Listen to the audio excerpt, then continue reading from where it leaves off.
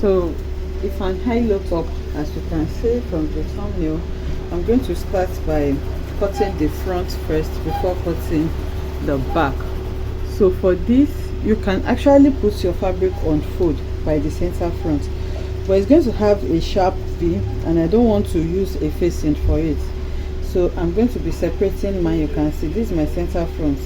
I'm going to have two separate center fronts and two separate center back.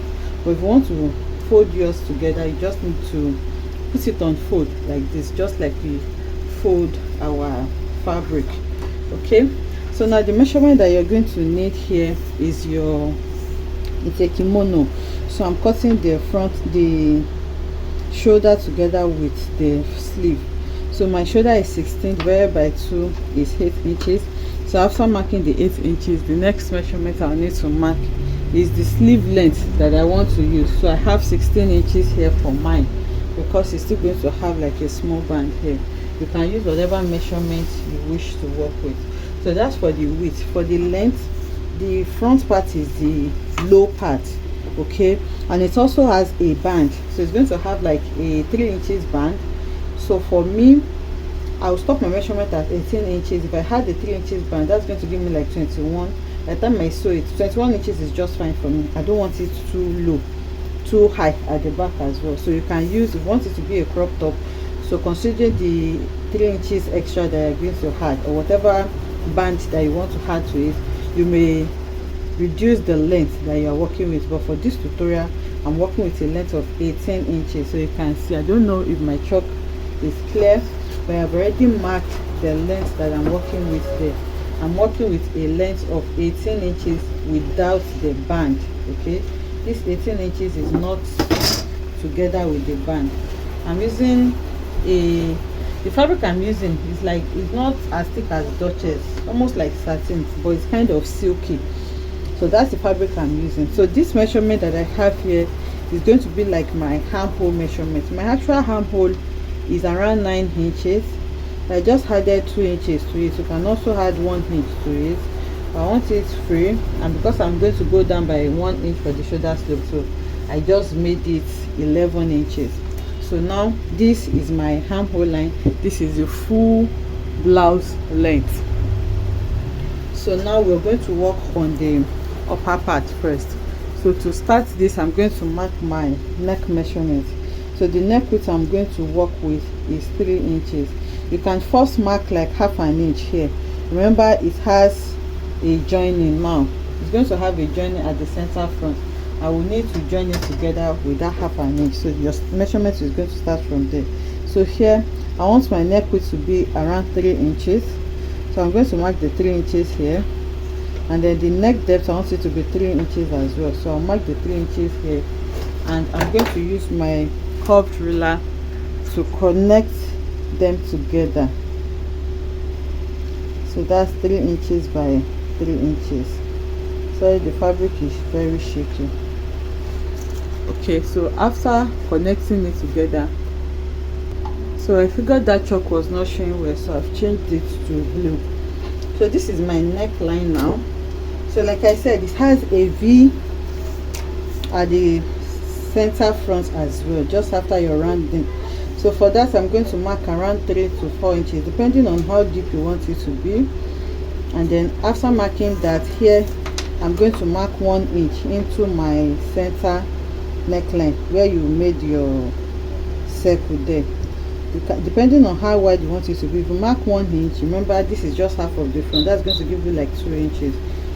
So if you want it wider, you will mark it wider, and if you don't want it as wide as that, you're going to reduce it. So now I'm using my ruler to form like a V shape there. So now this is what I have here. So at the hem where my sleeve opening is going to be here, I'm going to come down by 1 inch to 1.5 inches, and then using my curved ruler, I'm going to connect from there to my neck point using a diagonal line like that. You can see what I have there. So the next thing now is to mark your bust measurement. So for my bust is 44. I'm going to take that marking on this first line, which is the armhole line. So 44 divided by 4 is 11. I can see that I'm marking from that half an inch that I left here for joining it back. So here, this is 11. I'm going to add half an inch for ease, and then I'm going to add my seam allowance to that. So the same measurement that I have here, I'm going to take it on my waist as well, because I'm going to be pleating the waist a little bit. My actual waist measurement is supposed to be 8.5, which is this. Okay, but I'm adding this extra so that I can add tiny pleats. So if you don't want to pleat it too much, you can reduce it, but this is fine for me. So I'm just going to connect like this. Okay, and this automatically becomes my sleeve. So you don't want it too sharp here. I'm just going to create like a smooth curve, connecting everything together like that. So now it's as simple as that. So what I'm going to do next is on the hem, which is here.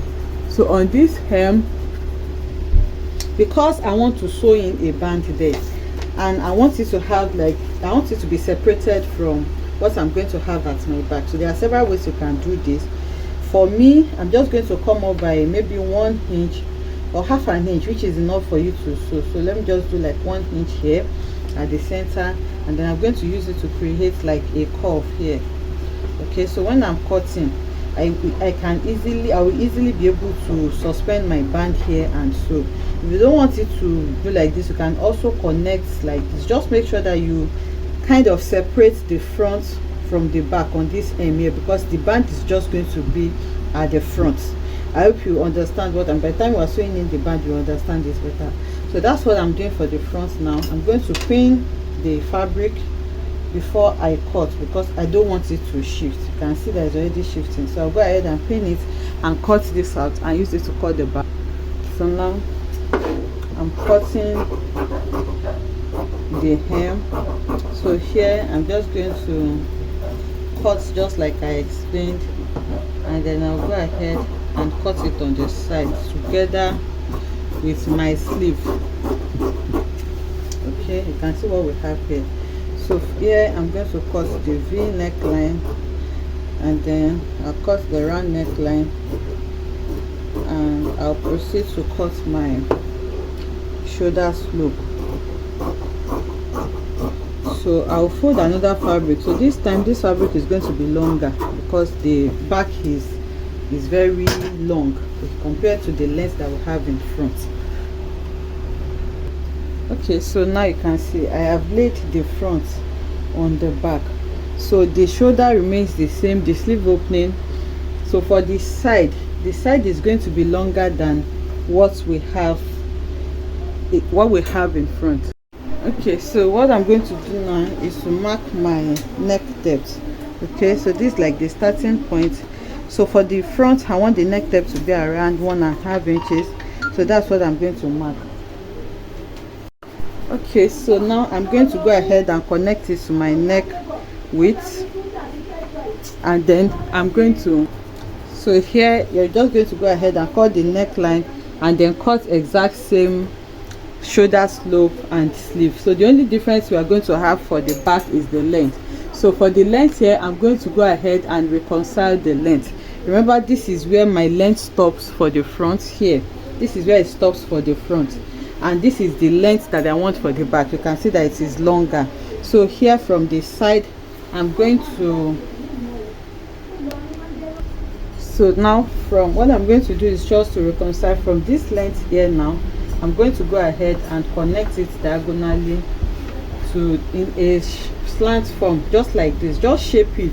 Okay, if you want to shape it more, you can make it come in more like this. You can shape like this, but I want it to still cover the butt area. That's why I'm not shaping too much. So after coming inwards, just like I did for the front, I just went ahead to shape this in a slightly curved way to the back. So now I'm going to take my scissors, and then I'll go ahead and cut this out. So you're going to cut the side the same. The sleeve is going to be the same as well, just like I explained. The only difference is the length and the neckline.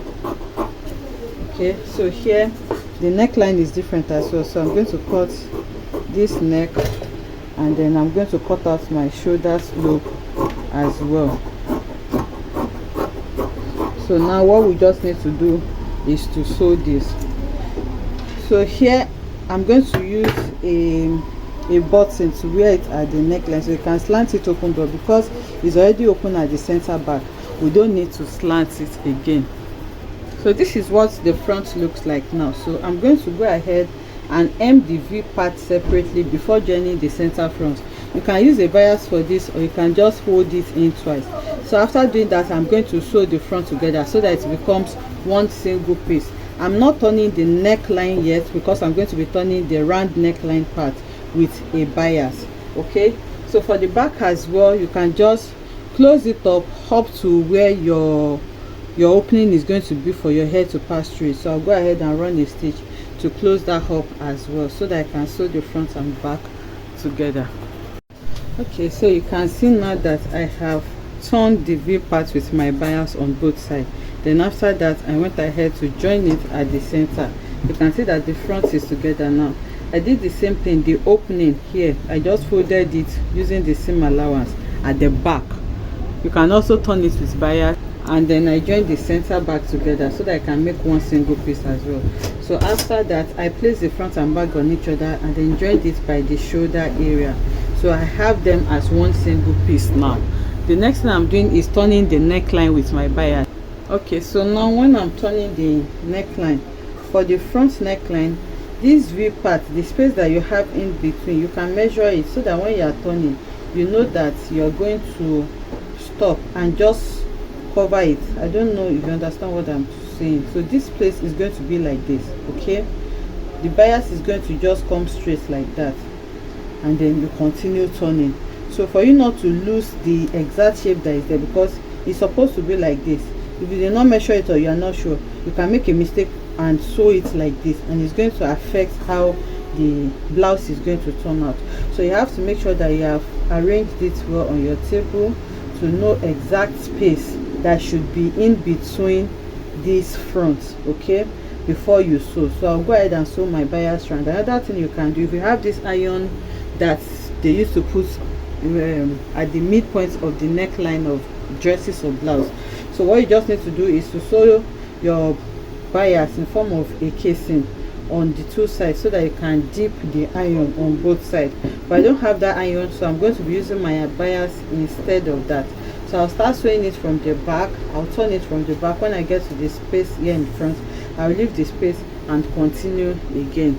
So I'll do that now. Okay, so now you can see I have turned the neckline, and this is what we have for the front. So you're going to cut off all the threads and iron. So you can see this bias is just going to hold the neck together for you. So here at the back, you can decide to create a loop and push the button, but I just made this rope so that I will use it to tie at the back. So that's totally up to you. So now the next thing I'm going to do is on my center front. Remember, I added excess. I didn't use my actual waist measurement because I want to add some pleats to it. So my actual waist is 34 inches divided by 2, okay, because we have front and back. So I'm dividing it by 2. That's supposed to give me 17 inches, but here now I have about 25 inches. So now I have run my loose stitch here, and I'm going to gather this back to the 17 inches that I need for my front waist. Okay, so after gathering it, I'm going to go ahead and sew in my 3 inches band, that band that we discussed when we were drafting. So I've cut out my band, have ironed it. Now I'm going to sew it. I want to spread this gather so that I just have 17 inches. So this fabric I'm using frizz a lot, as you can see. So once I have the 17 inches that I need, I'm going to go ahead and insert it inside this band. This is my band. So your band should be, mine is 3 inches in width, that's on fold, and then I ironed in my seam allowance, so I have 3 inches, as you can see. So the length of your band should be long enough for you to tie it at the back. This fabric is very soft. You can see that I almost doubled because I don't have an interfacing right now, so I doubled the band like this so that it can give me some form of thickness, because I want it to be a little bit structured, so it's stronger now. So if you're using this type of fabric and you have interfacing, you can iron it on your band so that it can straighten it. So this band should be very long, okay? It should be long enough for you to be able to tie it around your waist. So you're going to note the midpoint of the band, and once you know the midpoint, you're going to match it with the midpoint. The midpoint here is easy because I sew it at the center front. Here I'm trying to mark where my midpoint is here, and that is where I'm going to suspend this and sew. Okay, so before you sew your band, you can decide to hem your blouse first. You can decide to hem it first, or sew your band and close it up by the side. So whichever one is fine. You can decide to just close it up at the side first, and then for the sleeve here, this sleeve opening is obviously bigger than my round sleeve measurement. Okay, my round sleeve is 9 and I have 16 inches here, so I'm going to cut a band to gather this into the band for the two sleeves. Then after gathering it into the band, I'm going to sew the side seam together. Okay, you're going to put the front and back on each other and sew the side seam. So you can see why we had to go inwards here a bit, so that this can be easily fixed into the band. So here is going to be my side seam. I hope you understand that. By the time I do it now, you're going to understand it better. So I think I'm going to first sew in my sleeve. I'm going to create the curve for the sleeve first before I sew in the band. Okay, so now you can see that I have gone ahead. Please use a better fabric. I'm just using this fabric for tutorial purpose, and if you are using this type of fabric, make sure you weave it. You can see how much it is frilling. So I have gathered the sleeve into the curve, and this is what it looks like. So this is my sleeve, this is the other sleeve, and then I went ahead to join it by the sides. So this is the other sleeve. So this is what I have now. Okay, so I joined it by the side. You can see the side stops here, and then I hemmed from that little part that I came in. Remember, this is going into the band for front, so that little small curve I hemmed from there all the way to my back. So I went ahead to hem it so that it can give me a clean finish here. So after hemming it now, I will go ahead and sew in the 3 inches band. Then after sewing your 3 inches band, the blouse is ready. So I'll do this now.